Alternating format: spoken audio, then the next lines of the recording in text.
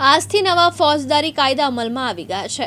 ભારત સરકારે પસાર કરેલા આ 3 કાયદામાં ભારતીય નાગરિક સુરક્ષા સંહિતા, ભારતીય ન્યાય સંહિતા અને ભારતીય પુરાવા અધિનિયમનો સમાવેશ થાય છે। ગુનાખોરી સાથે સંકળાયેલા 3 નવા કાયદા ભારતીય ન્યાય સંહિતા, ભારતીય નાગરિક સુરક્ષા સંહિતા અને ભારતીય સાક્ષ્ય અધિનિયમ 2023 આજથી લાગુ થઈ રહ્યા છે, જેને લઈને અરવલ્લી જિલ્લાના મોડાસા ખાતે અરવલ્લી પોલીસ દ્વારા નાગરિક અને પોલીસ સ્ટાફને નવા કાયદા વિશે માર્ગદર્શન મળી રહે તેવા આશય સાથે માર્ગદર્શન સેમિનારનું આયોજન કરવામાં આવ્યું। શહેરના મહાલક્ષ્મી ટાઉન હોલ ખાતે યોજાયેલા માર્ગદર્શન સેમિનારમાં મોટી સંખ્યામાં શહેરીજનો અને પોલીસ કર્મીઓ હાજર રહ્યા।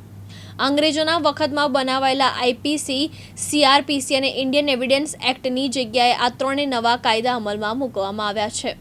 મોડાસા ટાઉન હોલ ખાતે મોડાસાના નાગરિકો અને પોલીસ સ્ટાફ માટે નવા કાયદાની સમજ માટે જે સેમિનાર રાખવામાં આવ્યો અને તેમાં ખરેખર ખૂબ ઉત્સાહથી તમામ નાગરિકોએ ભાગ લીધો। નવો કાયદાને જાણવાની જે તમન્ના છે, આ વરસાદી વાતાવરણ હોવા છતાં તેઓ હાજર રહી અને નવા કાયદાની સમજ મેળવી।